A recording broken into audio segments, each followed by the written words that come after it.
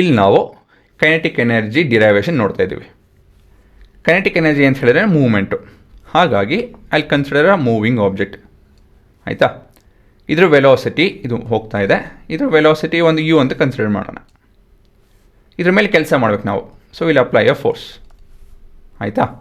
At a time interval of T is equal to 0 second. ಸರಿ, ಏನಾಗುತ್ತೆ? ವಸ್ತು ಜೋರು ಹೋಗಿ ಶುರು ಆಗುತ್ತೆ ಅಲ್ವಾ? ಅಂತ ಹೇಳಿದ್ರೆ ಅದರ ವೆಲಾಸಿಟಿ ಚೇಂಜ್ ಆಗುತ್ತೆ, ಬದಲಾಗುತ್ತೆ. U and V will not be the same. ಸರಿ ತಾನೆ? After a time interval of T seconds ಅಂತ ತಿಳ್ಕೊಳ್ಳೋಣ. ಸೊ ಈ ಥರ ಮಾಡಿದಾಗ ಏನಾಗುತ್ತೆ, ಒಂದು ವಸ್ತು ಒಂದೇ ಕಡೆ ಇರಲ್ಲ, ಮುಂದೆ ಹೋಗಿರುತ್ತೆ. ಅದ್ರ ಡಿಸ್ಪ್ಲೇಸ್ಮೆಂಟ್ ಬಂದು ಎಸ್ ಅಂತ ಹೇಳಿ ಕನ್ಸಿಡರ್ ಮಾಡೋಣ. ಸರಿನಾ? ಮತ್ತು ಇದರ ತೂಕ ಅಲ್ಲ, ಮಾಸ್ ಬಂದು ಎಮ್ ಅಂತ ತಿಳ್ಕೊಳ್ಳೋಣ.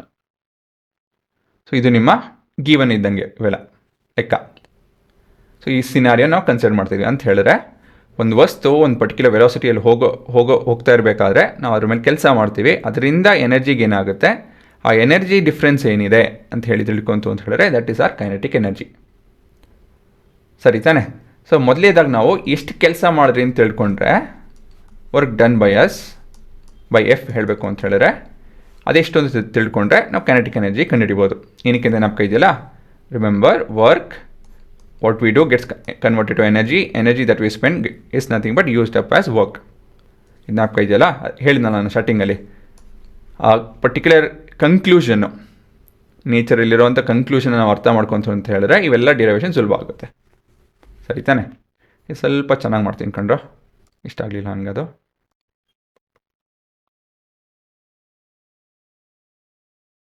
ಆಯಿತಾ ಹುಡುಗರ? ಹಾಂ. So W is equal to force into displacement. ನಿಮ್ಗೆ ಗೊತ್ತಿದೆ ಇದು. ಫೋರ್ಸ್ ಅಂತ ಹೇಳಿದ್ರೆ ಏನೋ mass into acceleration, displacement S. ಇಲ್ಲಿ ನಾವು ಫ್ಯಾಕ್ಟರ್ಸ್ ನೋಡಿದ್ರಿ. ಫ್ಯಾಕ್ಟರ್ಸಲ್ಲಿ ಮಾಸ್ ಒಂದು ಫ್ಯಾಕ್ಟರ್ ಇತ್ತು, ಅದಾದಮೇಲೆ ವೆಲಾಸಿಟೀಸ್ ಫ್ಯಾಕ್ಟರ್ಸ್ ಇತ್ತು. Acceleration, displacement as a factor ಇರಲಿಲ್ಲ. We didn't see them as a factor, we didn't discuss them as a factor. ನಮಗೆ ಮಾಸ್ ಮತ್ತು ವೆಲಾಸಿಟೀಸಲ್ಲಿ ಎಕ್ಸ್ಪ್ರೆಷನ್ ಬೇಕು. ಅಂತ ಹೇಳಿದ್ರೆ ಆಕ್ಸಲೇಷನ್, ಡಿಸ್ಪ್ಲೇಸ್ಮೆಂಟ್ ಬದಲಾಗಿ ನಮಗೇನು ಬೇಕು? ಇನಿಷಿಯಲ್ ವೆಲಾಸಿಟಿ ಮತ್ತು ಫೈನಲ್ ವೆಲಾಸಿಟಿ ಬೇಕು ಅಲ್ವಾ? ಎಲ್ಲಿ ನೋಡ್ತೀರಾ ಇದು ಇನಿಷಿಯಲ್ ಮತ್ತು final velocity? Final velocity related to A into S ಎಲ್ಲಿ ನೋಡ್ತೀರಾ? ಆಕ್ಸಲರೇಷನ್ ಮತ್ತು ಡಿಸ್ಪ್ಲೇಸ್ಮೆಂಟ್ ಎಲ್ಲಿ ನೋಡ್ತೀರಾ? ಯೋಚನೆ ಮಾಡಿ. ಹೌದು, ಈಕ್ವೇಷನ್ಸ್ ಆಫ್ ಮೋಷನಲ್ಲಿ ಅಲ್ವಾ? 3 ಈಕ್ವೇಷನು. ಇದರಲ್ಲಿ ಯಾವುದು ಉಪಯೋಗಿಸ್ಬೇಕು ನಾವು? ಪಾಸ್ ಮಾಡಿ ಯೋಚನೆ ಮಾಡಿ. ಹೌದು, ಎರಡನೇ equation, because we have V U 2as, A ಮತ್ತು ಎಸ್ ಎಲ್ಲ ಇದೆ. ಸೊ ಅಲ್ಲಿಂದ ನಾವೇನು ಬರ್ಕೊಬೋದು ಅಂತ ಹೇಳಿದ್ರೆ will continue with this. We know that V square is equal to U square plus 2 into A into S ಅಂತ ಹೇಳಿ. ಇವಾಗ ಸ್ವಲ್ಪ ರೀಅರೇಂಜ್ ಮಾಡಿಕೊಂಡು we have V square minus U square divide by 2 is equal to A into S, acceleration into displacement. ಸರಿನಾ? So ಇವಾಗ A S expression ಸಿಕ್ತು, V U in terms of V U ಸಿಕ್ಕಿದೆ. ಏನು ಮಾಡಬೇಕು ನಾವು? ಇದನ್ನು we have to substitute in equation 1. A S ಬದಲಾಗಿ ಇದನ್ನು ಎಕ್ಸ್ಪ್ರೆಷನ್ ಸಬ್ಸ್ಟಿಟ್ಯೂಟ್ ಮಾಡ್ತು ಅಂದರೆ ನಮ್ಮ ಕೆಲಸ ಆಯಿತು. So substituting A into S in equation 1. So work will be equal to mass into V square minus U square divided by 2 ಅಲ್ವಾ? ಇದೇ ನಿಮ್ಮ ಕೈನೆಟಿಕ್ ಎನರ್ಜಿ ಕೊಡೋಣ. ಗೊತ್ತಾಯ್ತಾ? ಸೊ ಇದೇ ಎಕ್ಸ್ಪ್ರೆಷನ್ನು, ಇದೇ ಡಿರೈವೇಷನ್ನು ಅಚ್ಚುಕಟ್ಟಾಗಿ ಎಕ್ಸಾಮಲ್ಲಿ ಹೇಗೆ ಬರೆಯೋದು ಅಂತ ಹೇಳಿ ಇಲ್ಲಿ ಡಿಸ್ಕಸ್ ಮಾಡೋಣ. ಮತ್ತೊಂದು ಸತಿ ಹೇಳ್ತೀನಿ ನೋಡಿ, ಪೂರಾ ಇಲ್ಲ ಅದೇನೇನೇನೆ, ಇನ್ನೇನಿಲ್ಲ, ಹೊಸದೇನಿಲ್ಲ.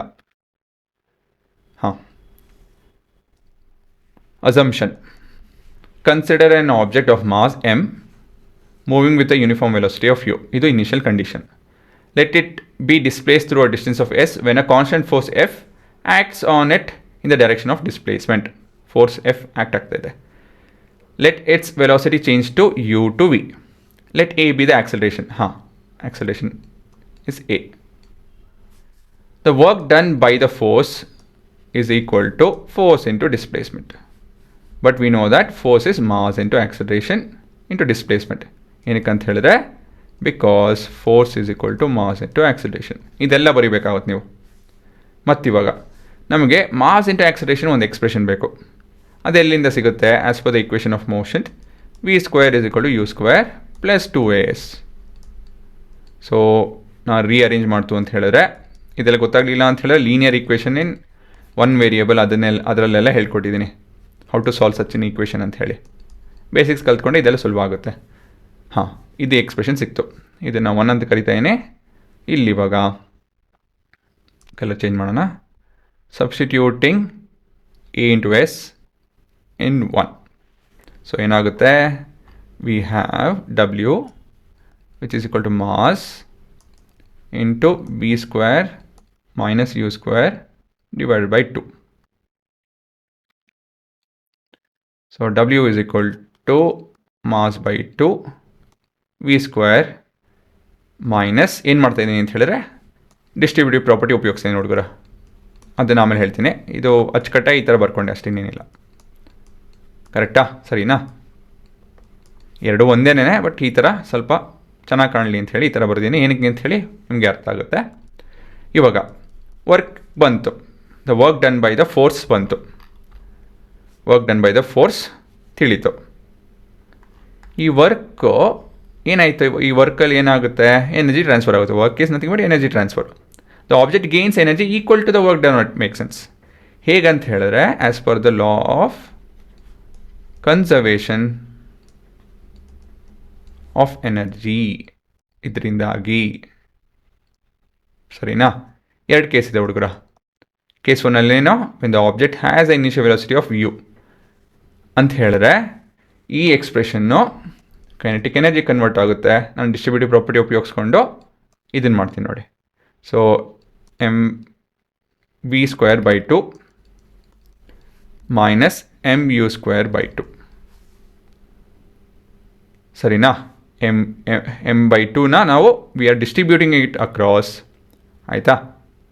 ಅವಾಗೇನಾಗುತ್ತೆ, will get an expression for kinetic energy. ಅಷ್ಟೇ, ಬೆಟರ್ ಎಕ್ಸ್ಪ್ರೆಷನ್ ಅಷ್ಟೇ, ಎಲ್ಲ ಒಂದೇನೇ. ಆಯಿತಾ? ಈ ಕೇಸ್ ಏನಂತ ಹೇಳಿದ್ರೆ ಇನಿಷಿಯಲ್ ವೆಲಾಸಿಟಿ ಯು ಇದೆ, 0 ಅಲ್ಲ ಅಂಥೇಳಿ. ಇನ್ನೊಂದು ಕೇಸ್ ಇದೆ ನೋಡಿ ಇಲ್ಲಿ. When the object starts with the initial velocity of 0 meter per second, kinetic energy ಏನಾಗುತ್ತೆ, ಇದು 0 ಆಯಿತು ಅಂತ ಹೇಳಿದ್ರೆ ಇದು ಪೂರ ಇದು ಯು 0 ಆಯಿತು ಅಂತ ಹೇಳಿದ್ರೆ ಈ ಪೂರ ಎಕ್ಸ್ಪ್ರೆಷನ್ 0 ಆಗುತ್ತೆ. ಹಾಗಾಗಿ kinetic energy is equal to half M V square. ಗೊತ್ತಾಯ್ತಾ? ಅರ್ಥ ಆಯ್ತಾನೆ? ಎರಡು ಕೇಸ್ ಇದೆ ಅಷ್ಟೇ, ಇನ್ನೇನಿಲ್ಲ. ಮೊದಲೇ ಕೇಸ್ ಏನಂತ ಹೇಳಿದ್ರೆ we have a expression for an object having a initial velocity. This has no initial velocity. The object is at rest. ಅಷ್ಟೇ, ಎರಡು ಕೇಸು. ಇದು ಹೇಗಿರುತ್ತೆ ಚಿತ್ರ ಅಂತ ಹೇಳಿದ್ರೆ ಆಬ್ಜೆಕ್ಟ್ ರೆಸ್ಟಲ್ಲಿದೆ, ಯು ಇಸ್ ಈಕ್ವಲ್ ಟು 0. ಅದ್ರ ಮೇಲೆ ನಾವು ಫೋರ್ಸ್ ಅಪ್ಲೈ ಮಾಡ್ತೀವಿ. ಆಯಿತಾ? ಸೊ ಏನಾಗುತ್ತೆ, ಈ ವಸ್ತು ಒಂದು ಪರ್ಟಿಕ್ಯುಲರ್ ವೆಲಾಸಿಟಿಯಿಂದ, ಪಾಸಿಟಿವ್ ವೆಲಾಸಿಟಿಯಿಂದ ಹೋಗಿ ಶುರು ಆಗುತ್ತೆ. ಸರಿನಾ? It will be more than 0 basically. ಅಷ್ಟೇ, ಇನ್ನೇನಿಲ್ಲ. ಗೊತ್ತಾಯ್ತಾ? So this is a change in scenarios. ಸರಿನಾ? ಸೊ ಇದು ಇಲ್ಲಿಂದ ಶುರು ಮಾಡ್ಕೊಬೇಕು ನೀವು. ನೋಡಿ, ಇದು ಆ್ಯಕ್ಚುಲಿ ಇದು ಬೇಡ ಕಂಡ್ರೋ, ಇಲ್ಲಿಂದ ಶುರು ಮಾಡ್ಕೊಳ್ಳಿ. ಗೊತ್ತಾಯ್ತು ತಾನೆ? ಮೊದಲು ನಿಮ್ಮ ಇನಿಷಿಯಲ್ ಕಂಡೀಷನ್ ಬರ್ಕೊಬೇಕಾಗುತ್ತೆ. ಅದಾದಮೇಲೆ ವರ್ಕಿನ ಎಕ್ಸ್ಪ್ರೆಷನ್ ತೊಗೊಂಡು, ಫೋರ್ಸ್ ಎಕ್ಸ್ಪ್ರೆಷನ್ ತೊಗೊಂಡು ಈ ಎಕ್ಸ್ಪ್ರೆಷನ್ಗೆ ಬನ್ನಿ. ಅದಾದಮೇಲೆ as per the equations of motion A into S ಒಂದು ಎಕ್ಸ್ಪ್ರೆಷನ್ ತೊಗೊಳ್ಳಿ, ಅದನ್ನು ಸಬ್ಸ್ಟಿಟ್ಯೂಟ್ ಮಾಡಬೇಕಾಗುತ್ತೆ. ಅದೇ ನಿಮ್ಮ ಉತ್ತರ, ಅಷ್ಟೇನೇನಿಲ್ಲ. ಎರಡು ಕೇಸ್ ಇದೆ. ಎರಡು ಕೇಸಲ್ಲೂ ಏನಂತ ಹೇಳಿದ್ರೆ ವಿ ಉಳ್ಕೊಳುತ್ತೆ, final velocity is there, initial velocity ಒಂದರಲ್ಲಿದೆ ಮತ್ತೊಂದರಲ್ಲಿ ಇಲ್ಲ.